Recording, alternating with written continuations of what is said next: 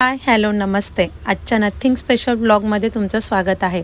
नाशिकमध्ये प्रचंड थंडी वाढली आहे म्हणून स्वतःला स्वेटर टोपीमध्ये कव्हर केलं आणि आठवडाभर लागणारा भाजीपाला एकाच दिवशी घेऊ म्हणून मार्केटला निघालो. वाटेतच शनी मंदिरात गेलो, शनिदेवांचं दर्शन घेतलं, बाजूलाच गणपती बाप्पांना हात जोडले आणि गरमागरम वडापाव खात मार्केटला पोहोचलो. मार्केटला गेल्यावर माझं काम पिशव्या पकडणे आणि दीपकचं काम भाजीपाला निवडणे असतं.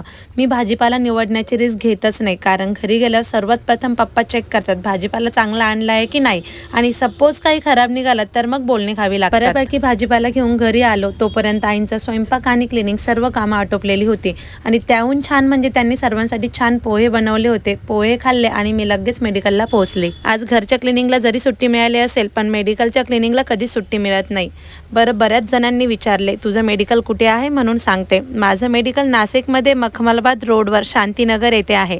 एकदा नक्की भेट द्या. स्वागत आहे तुमचं. थँक्यू. बाय.